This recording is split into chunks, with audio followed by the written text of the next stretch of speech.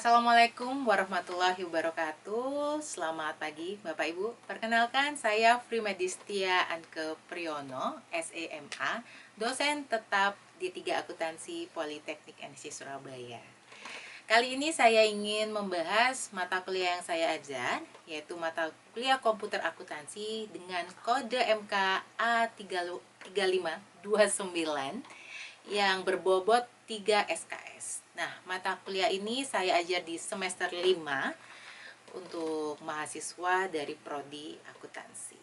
Nah, perlu diketahui juga bahwa CPL dari mata kuliah ini adalah mahasiswa ini mampu menerapkan semua transaksi keuangan sampai dengan pembuatan laporan keuangan tapi melalui software akuntansi. Tujuannya adalah agar mahasiswa bisa mendapatkan praktek, ya. Praktek saat nanti mereka lulus, mereka tidak serta-merta hanya tahu teori, tetapi juga mereka sudah langsung bisa bekerja dengan menerapkan semua yang sudah ada di perkuliahan di mata kuliah komputer akuntansi ini di perusahaan. Karena perlu diketahui juga bahwa banyak lulusan yang memang harus bisa untuk memegang software akuntansi saat mereka sudah diterima bekerja.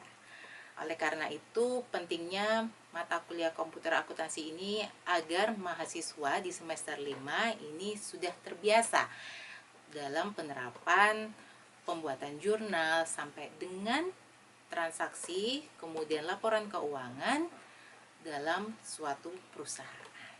Begitu. Nah, selain itu, sebagai saya contohkan nih ya, mata kuliah ini juga sangat penting karena seperti kita lihat di CPMK 9, ya kan, mahasiswa ini mampu menerapkan penginputan saldo awal dan itu tentunya masih berhubungan dengan chart of account atau kode akun pada software akuntansi Zahir. Perlu diketahui juga bahwa selama 14 kali pertemuan plus UTS dan UAS, mahasiswa juga mendapatkan 2 software akuntansi yang bisa dipelajari, yaitu Mayop dan Zahir Accounting versi 6. Kenapa harus 2? Karena sebagai pembanding. Kenapa Mayop? Karena Mayop ini sebagai transisi dari mahasiswa ini, yang dari siswa SMK ke mahasiswa biasanya mereka masih mengenal Mayop di sekolahnya. Kemudian setelah itu ada jeda nih di UTS. Nah, setelah itu kita lanjut ke Zahir Accounting versi 6 dan lanjut ke UAS. Nah, selama pembelajaran mata kuliah komputer akuntansi ini kita menggunakan metode ceramah dan penugasan, ya. Jadi saya akan menjelaskan di depan terlebih dahulu bagaimana proses misalnya di CPMK 9 ini, proses penginputan saldo awal, ya, dan pembuatan COA.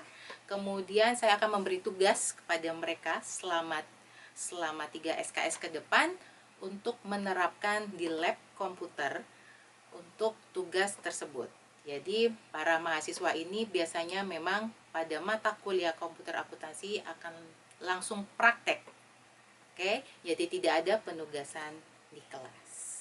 Nah, tujuannya untuk mata kuliah komputer akuntansi ini tentunya agar mahasiswa nanti juga bisa lebih update, ya kan? Karena di semester 1 sampai dengan semester 4 mahasiswa ini biasanya terbiasa mengerjakan jurnal ataupun buku besar ini dengan cara yang masih menulis ataupun dengan Microsoft Excel. Nah, di mata kuliah komputer akuntansi ini mereka akan diajari bagaimana membuat laporan keuangan secara terstruktur dengan bagus menggunakan software akuntansi. Dan tujuannya tentunya adalah untuk pengambilan keputusan manajemen di perusahaan biasanya.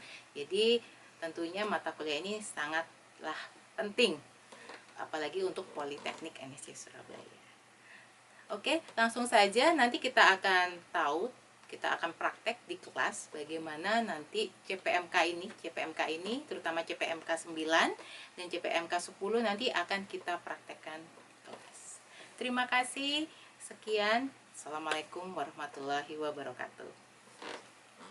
Nah, sebelum kita langsung ke materi ya, nih rekan-rekan, saya akan sampaikan terkait RPS yang nanti harus kita jalani bareng-bareng ya selama 14 kali pertemuan plus UTS dan plus UAS ya. Jadi nanti 7 pertemuan pertama ini ya, 7 pertemuan pertama kita akan belajar yang namanya software akuntansi Mayop ya. Kenapa harus Mayop? Karena biasanya kan rekan-rekan yang lulusan dari SMK itu sudah biasa kan ya mendapatkan mata pelajaran Mayop di kelasnya. Nah, kali ini kita akan menggali lebih dalam terkait Mayop. Nah, setelah itu akan dilanjutkan dengan UTS. Dan setelah UTS pertemuan ke-8 sampai ke-14, rekan-rekan juga akan belajar lagi tentang software akuntansi tapi Zahir versi 6. Nah, apa bedanya? Nanti kita akan pelajari ya setelah UTS. Nanti setelah kita belajar Zahir versi 6 selama 7 kali pertemuan, kita akan lanjut UAS dan setelah itu rekan-rekan bisa membandingkan nih ya antara software akuntansi Mayop dengan Zahir Accounting versi 6 ini apa sih bedanya? Nah, oke. Yang pertama sebelum kita menuju praktek nih ya, apa sih sebenarnya software akuntansi Mayop itu? Jadi sebenarnya ya, teman-teman kan ini kan sudah belajar Applikom 1, Applikom 2 ya kan? Di situ kan teman-teman belajar bagaimana waktu awal di semester 1 itu belajar bagaimana membuat jurnal ya kan, tapi secara tertulis, betul nggak?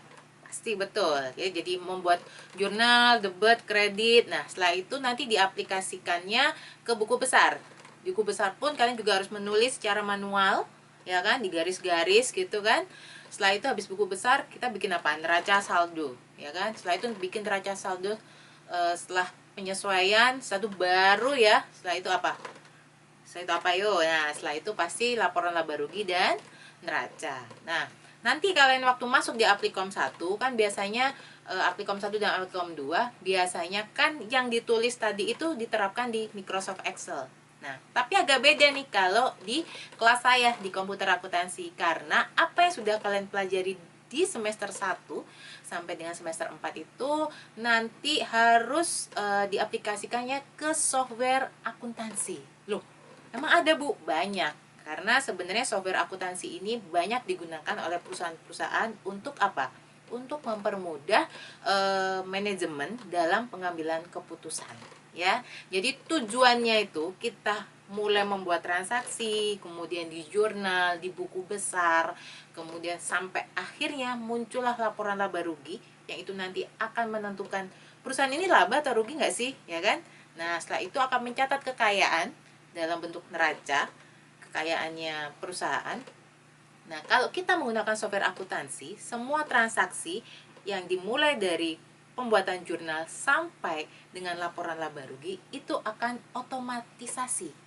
Ya kan? Kita hanya tinggal satu kali transaksi saja, satu kali pengerjaan, dia sudah akan muncul yang namanya laporan. Nah, tapi step-stepnya agak sedikit berbeda ya, karena di kelas ini ada 2 software akuntansi yang akan dipelajari bersama-sama. Oke, nah yang pertama ini Mayop ya. Mayop memang tampilannya seperti yang teman-teman lihat ya. Tampilannya masih seperti ini ya, tampilan untuk software akuntansi Mayop. Nah, pertama kali yang pasti kalian pelajari tentang Mayop, tentang software akuntansi itu apa sih? Kira-kira? Ya, benar. Yang pasti harus kalian pelajari adalah terkait apa? Ya, jenis perusahaannya, nama perusahaannya. Ya, itu pasti. Oke, langsung saja ya kita praktek, coba dibuka software akuntansi Mayopnya satu persatu yang sudah ada di komputer.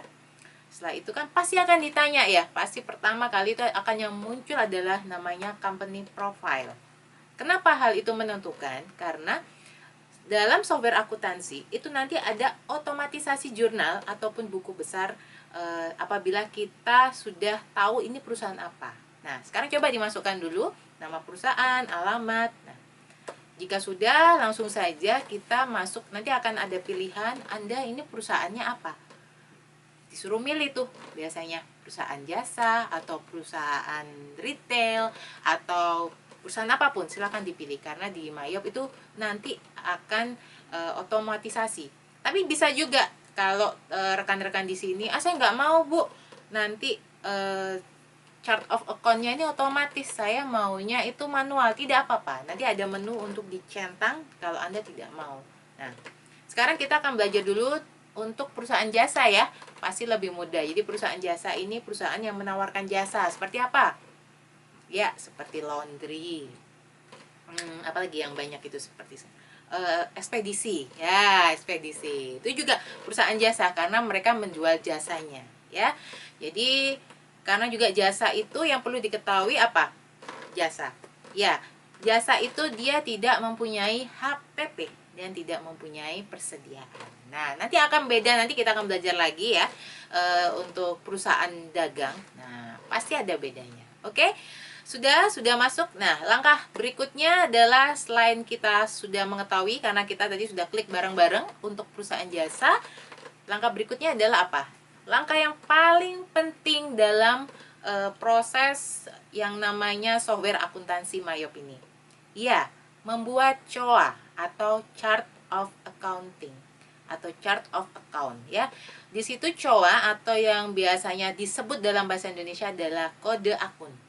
Nah, kode akun ini biasanya tadi yang sudah klik otomatis kan, coba dilihat. Nah, itu ada yang otomatis kan, kemudian ada yang sudah tercentang-centang juga ya kalau di Mayop. Nah, biasanya itu kita tinggal saja kalau mau merubah nama bisa tinggal diedit saja beserta nomornya.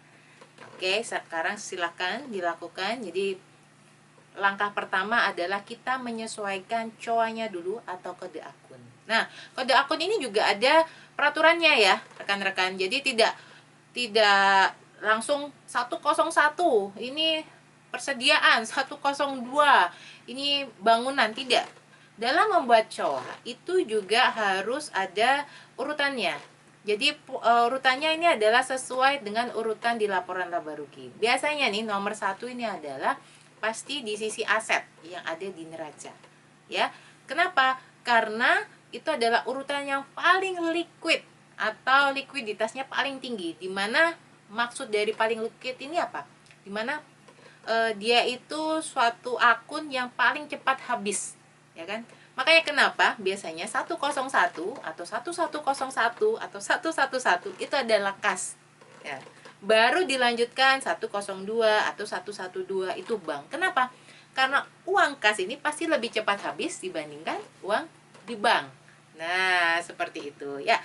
Kemudian akan dilanjutkan dengan apa yang paling liquid? Piutang. Kemudian apa? Persediaan dan seterusnya.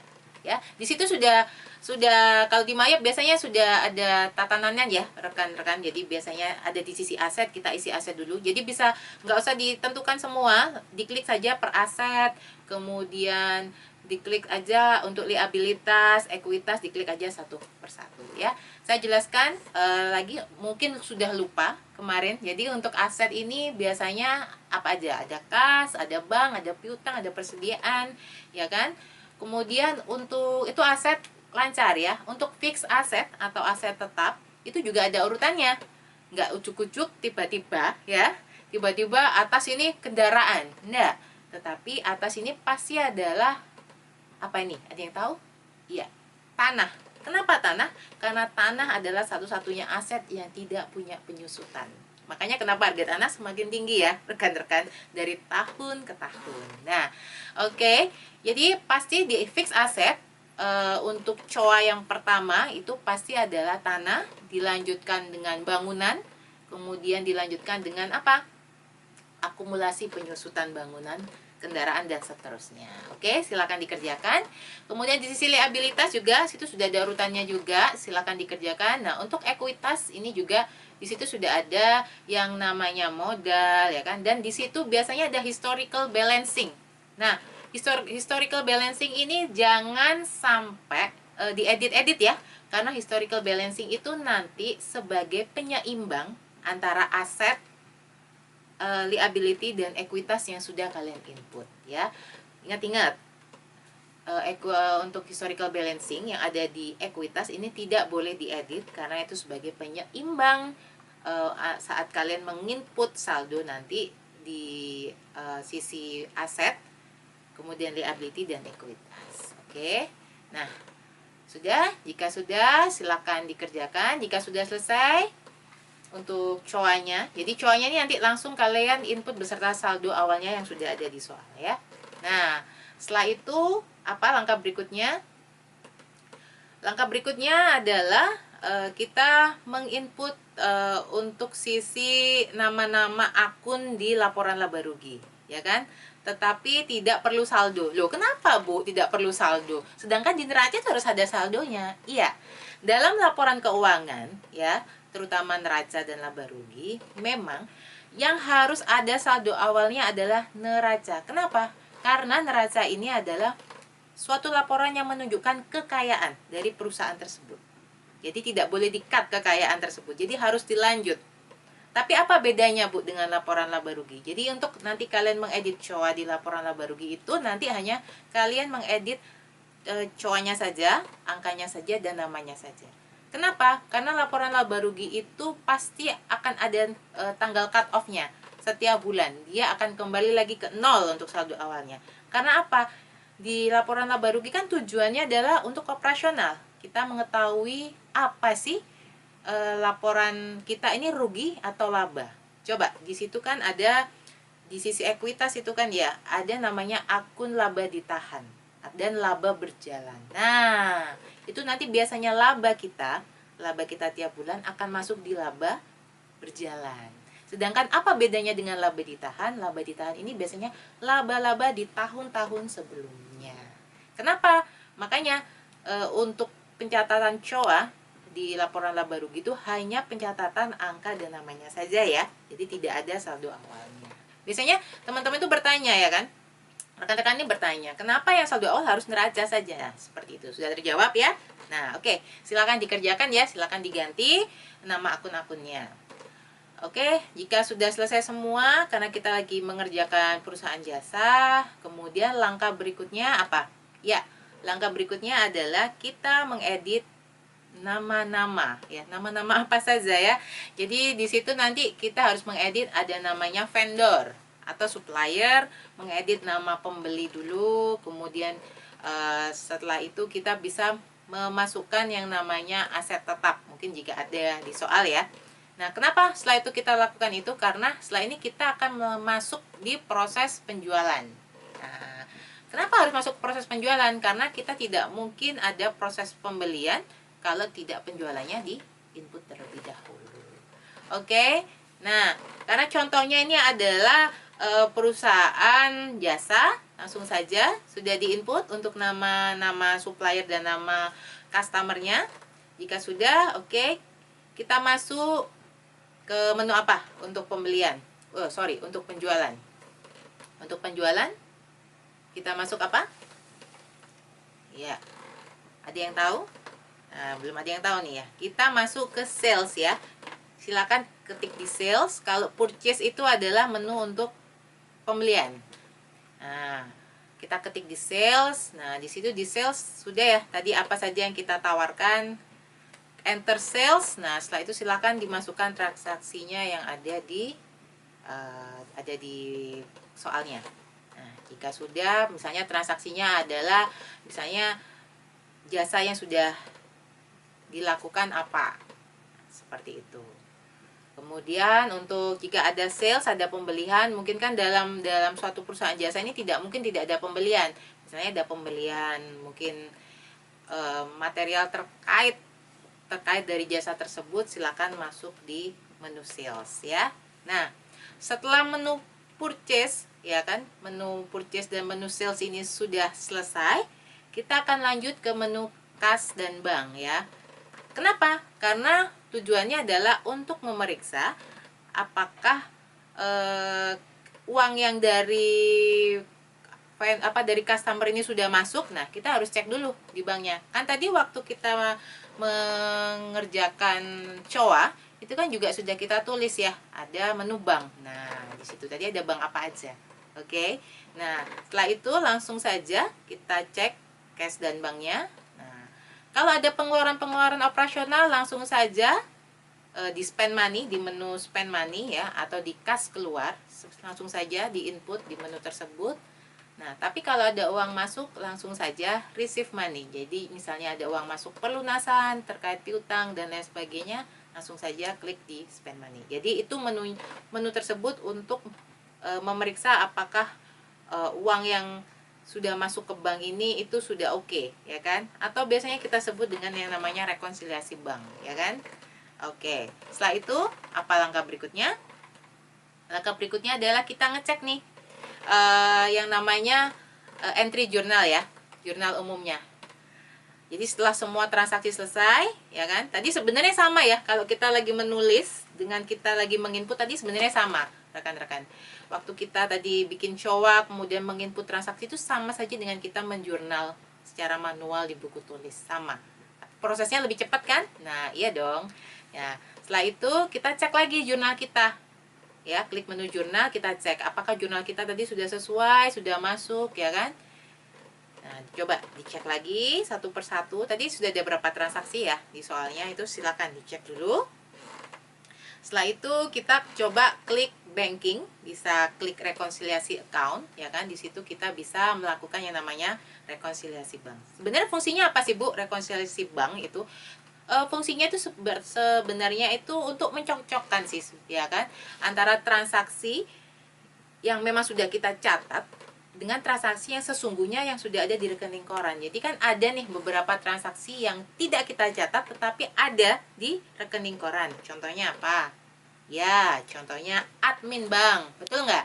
Kemudian ada pajak biasanya, atau biaya-biaya lain yang memang ada di bank, ya kan? Kadang kita saat kita proses misalnya kita proses transfer antar bank, ya kan, kadang kita lupa, kita tidak mencatat ada biayanya, betul. Nah, ada biaya BI Fast, ada biaya untuk online, itu kan beda. Biasanya kalau kita tidak teliti itu kita tidak mencatat. Jadi kita transfer 10 juta gitu ya ke vendor, beda bank, ya kan, dengan metode online kan kenanya 6.500. Biasanya kita lupa 6.500 tidak tercatat. Itu fungsinya rekonsiliasi bank. Jadi fungsinya agar yang nilainya kecil-kecil tadi bisa tercatat dengan baik, ya. Setelah itu apa berikutnya? Ya, terakhir ya, terakhir. Karena ini di perusahaan jasa tidak ada persediaan, jadi kita lewati saja inventorinya ya. Nanti kita bahas di pertemuan berikutnya. Terakhir ini adalah kita akan lihat hasil kerja kalian. Nah, ayo, saya biasanya nih paling suka nih kalau di pertemuan terakhir ini, karena biasanya ya soalnya sama, caranya sama, ya kan? Tata caranya sama, hasilnya tuh pasti beda nih satu kelas. Nah, karena apa? Karena teman-teman ini biasanya sudah punya pemikiran sendiri, membuat jurnalnya beda-beda, ya kan? Oke, langsung saja kalian bisa buka di menu laporan keuangan. Di situ ada balance sheet, kemudian ada namanya profit and loss statement. Nah, bisa dicek. Kita cek dulu laporan laba ruginya ya. Nah, oke. Karena tadi kita soalnya mengerjakan 1 bulan, dicek dulu laporan laba ruginya. Nah, apakah ada yang beda? Pasti ada yang beda, ya kan? Nah, kalau nanti ada yang beda antar temennya, nanti bisa dicek di menu jurnal. Sebenarnya jurnal mana yang beda, ya kan? Nah, kalau neraca saya yakin pasti tidak, selisihnya nggak seberapa banyak, ya kan? Asal tadi sudah sesuai dengan ketentuan yang sudah saya jelaskan di awal ya. Nah, setelah itu bisa kalian buka balance sheet, ya kan, untuk mengetahui jumlah kekayaannya. Itu pasti balance selama tadi di awal historical balancingnya tidak diedit. Nah, oke. Kalau sudah, nah mudah toh dalam membuat laporan keuangan dengan software akuntansi Mayop. Ya, sangat mudah, dan kalian juga bisa dengan cepat memberikan laporan keuangan tersebut ke atasan kalian. Nah, jadi fungsinya sebenarnya apa sih software akuntansi ini di mata kuliah komputer akuntansi ini? Ya, sebenarnya untuk mempercepat dan mempermudah keputusan manajemen dalam pengambilan keputusan. Oke.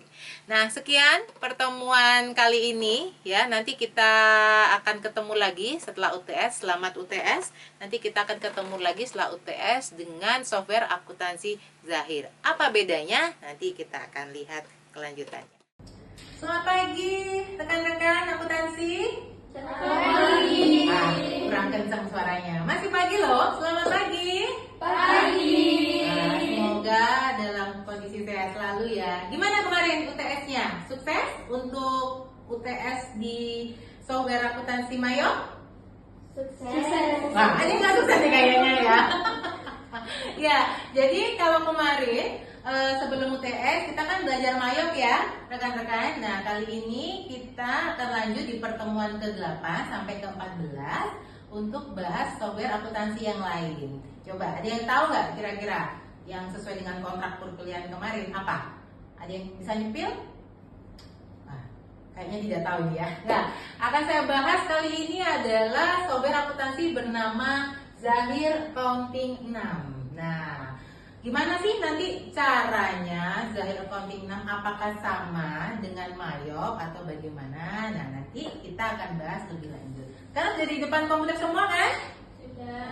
Oke, terima kasih. Oke, saya akan jelaskan terlebih dahulu ya. Sudah angkat dulu. Bu, saya mau tanya. Oke, silakan. Di materi yang lalu kan kita sudah membahas tentang Mayop ya Bu ya. Iya. Dan di materi sekarang kita akan membahas tentang Zahir. Nah, perbedaan dari Mayop dan Zahir itu apa sih Bu? Dan lebih mudah Mayop atau Zahir? Bisa dibantu kan Bu? Oke, siap. Nanti akan saya bantu menjawab ya. Oke, terima kasih pertanyaannya Salsa. Jadi, apa bedanya Mayop dengan Zahir? Nah, kalau kalian sudah lihat nih di depan komputer kalian masing-masing ya, apa yang paling membedakan? Yaitu tampilan, betul nggak? Nah, tampilan ini memang yang membedakan sesuai dengan vendornya masing-masing ya.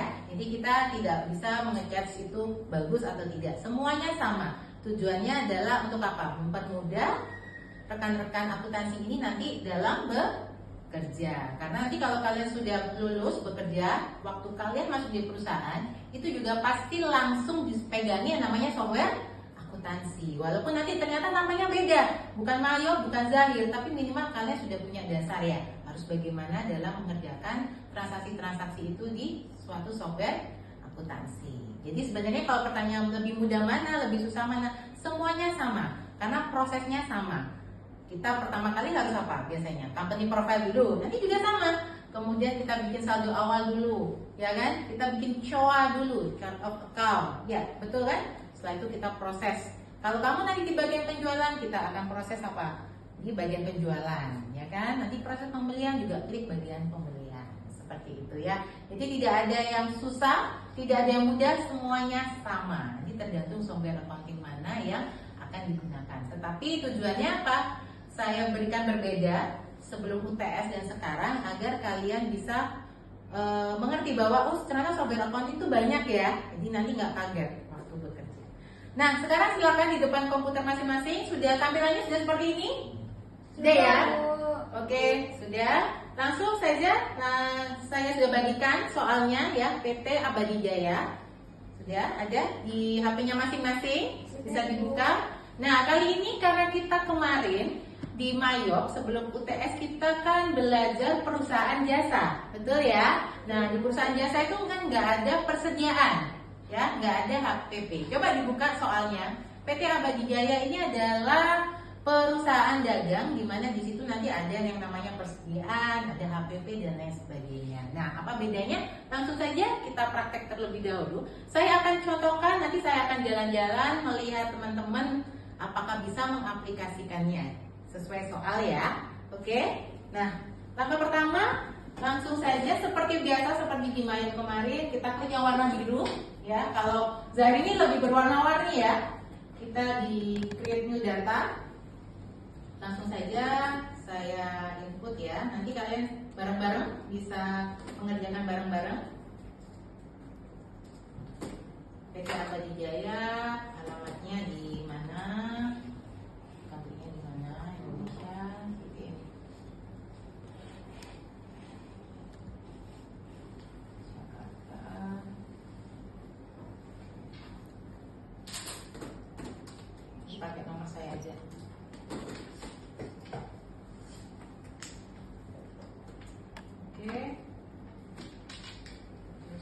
966. Nah, menu-menunya juga agak sedikit berbeda ya dengan Mayop, tetapi tujuannya sama. Jadi setelah kita create new data, kita next. Untuk bulan apa? Kalau di soal itu di bulan Januari ya. Jadi nanti diklik Januari, tahunnya di situ di tahunnya tahun 2024. Jadi kita ganti di 2024.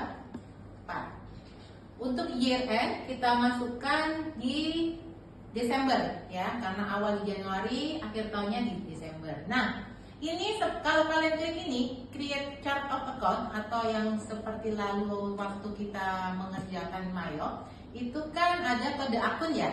Ini sama, hampir sama. Jadi kalau kalian klik create chart of account ini, nanti kode akunnya otomatis masuk. Jadi kalian nggak usah bikin kode akun lagi. Kalian hanya tinggal edit nomor dan namanya saja sesuai soal ya. Tapi kalau kalian tidak klik, kalian akan meng-create sendiri nanti chart of account-nya bagaimana. Tapi karena kita hanya 7 kali pertemuan, better kita klik saja ya create chart of account-nya. Nah, file name-nya jangan lupa, file name ini selalu kalau Zahir itu formatnya GDB dan posisinya ada di C komputer kalian dengan nama data Zahir, kemudian PP-nya apa. Ya, jangan lupa. Jadi nanti saat kalian bingung filenya di mana, nah ini otomatis kalian bisa lihat di sini. Dan jangan khawatir, untuk penggunaan software akuntansi ini kalian nggak perlu save seperti biasanya. Kalian kerjakan saja, nanti dia akan otomatis tersimpan di C dengan nama yang ada di sesuai dengan soalnya. Oke, kita next dulu. Untuk departemen and account code ini dilewatkan saja karena memang tidak ada departemen yang klasifikasi departemen ya di soal ya. Nah, ini dicek lagi apakah betul last confirmation-nya. Kalau sudah betul, kita klik yang namanya proses. Nah, ini sama di semua software akuntansi kita akan diberi pilihan ya. Mau type of bisnisnya apa? Karena itu nanti akan yang membedakan yang namanya COA, chart of account ya. Jadi nanti kita pilih ini tadi perusahaan dagang ya. Perusahaan dagang berarti kita pilih general trading. Jadi ini ada jasa juga, service juga ada. Oke, di sini note-nya data rekening standar untuk bidang usaha perdagangan pada umumnya. Nah, kalau kalian mau lihat list account-nya bisa di sini. Nah, nanti list of account-nya. Kalau sudah, silakan diklik next. You have choose business field general trading. Proses? Yes. Oke, kita proses. Sama ya, cara proses awalnya masuk sama. Nanti juga saat kita sudah mengerjakan juga sama prosesnya. Tunggu dulu, masih diproses.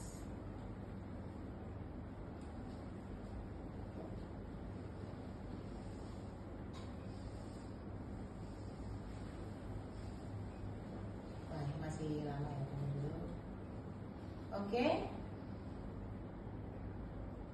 Data setupnya apa, rupiahnya apa, bisa ditulis saja rupiah.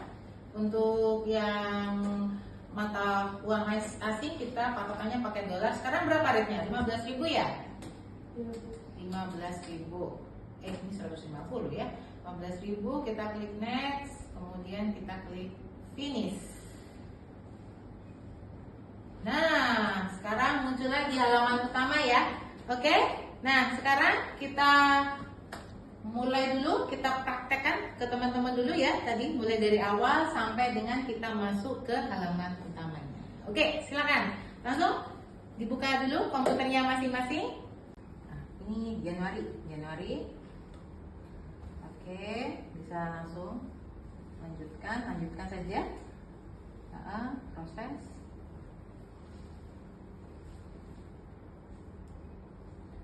Oke, pas perdagangan umum. Oke.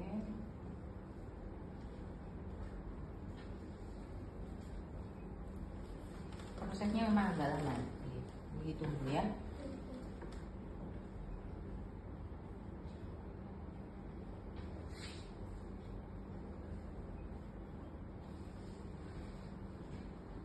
prosesnya lama ini. Bentar.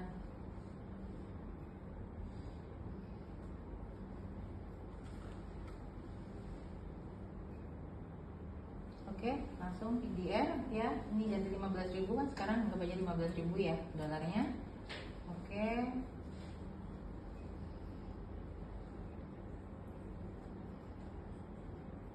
Nah, kan kita lagi proses untuk nanti masukkan saldo awal kan ya, sama chart of account. Jadi kamu langsung saja ke data rekening, ya.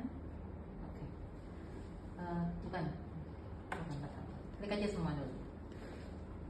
Nah, oke. Nanti di sini kamu sesuai soal sudah saya kasih tadi, ya. Kamu bisa input namanya, saldo awalnya berapa di sini, ya kan? Batal dulu. Nah, kamu cek dulu apakah akun-akunnya sudah sama seperti di soal, ya kan? Kalau sudah sama, nanti baru kita input yang namanya saldo awal. Bagaimana kalau ada yang berbeda, Ibu? Bagaimana kalau ada yang berbeda? Nanti langsung saja diedit. Kan itu nanti ada kodenya ini kan. Nah, sekarang tugas pertama adalah kamu menyesuaikan kode ini yang tadi kita sebut namanya chart of account dengan namanya. Mungkin nanti di soal tidak ada kas kecil, ya berarti diabaikan. Nah, seperti itu. Oke, ya silakan diedit terlebih dahulu ya, Diva ya. Baik, Ibu. Oke. Oke, rekan-rekan, untuk langkah berikutnya kalian langsung klik saja menu setting yang ada di atas sendiri, sebelahnya file ya. Itu nanti ada menu namanya saldo awal. Nah, di situ ada pilihan namanya saldo awal akun, saldo awal piutang, saldo awal hutang. Silakan diinput terlebih dahulu sesuai dengan soal yang saya beri, itu PT Abadi Jaya. Nah, jadi nanti di situ ada namanya nilai yang dialokasikan itu harus berapa, ya kan? Nah, di situ isinya harus 0. Itu kalau di Mayop kemarin seperti historical balancing, ya. Jadi harus 0. Kalau 0 itu berarti yang kalian input itu sudah balance, udah sama. Berarti bisa direkam. Oke, nah silakan dilanjutkan, diklik setting. Ayo rekan-rekan semuanya, silakan. Nah, bisa, Diva? Bisa, Ibu. Nah, oke, dimasukkan saja. Dan jangan lupa nanti nilai sebesar ini harus 0 ya. Nah, oke, silakan dikerjakan.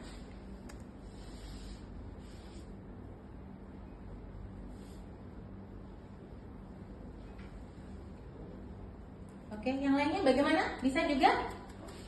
Bisa. Bisa? Oke, aman?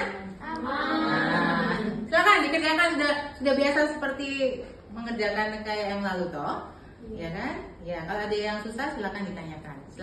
Hari ini kita memang fokus pertemuan ke-8 ini fokus pada pembuatan new data, yaitu PT Abadi Jaya, perusahaan perdagangan umum, dan kita harus menyelesaikan hari ini untuk penginputan saldo awal. Jadi hari ini targetnya di kelas adalah apa? Menginput saldo awal akun, piutang sampai dengan hutang serta persediaan. Karena kita ada di perusahaan dagang, betul ya. Oke, silakan dikerjakan. Nanti 1 jam kemudian akan saya cek satu persatu. Kalau ada yang ditanyakan langsung angkat tangan. Oke, silakan.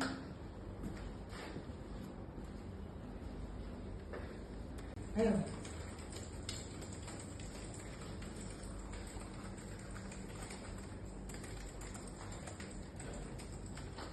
Oke, rekan-rekan, ini sudah jam 10.15 ya.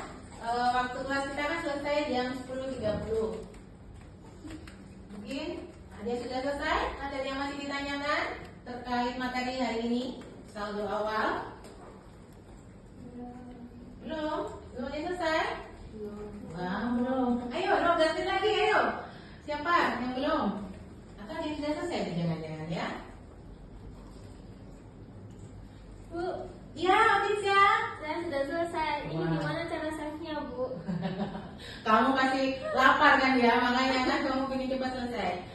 Itu langsung aja log out, langsung keluar saja tanpa backup, ya, langsung Baik. keluar tanpa backup. Karena Zahid ini tanpa di save dia akan tersimpan sendiri. Tapi diingat-ingat lokasinya ya, ya. Nanti ada di C, namanya apa tadi? PT Abadi Jaya.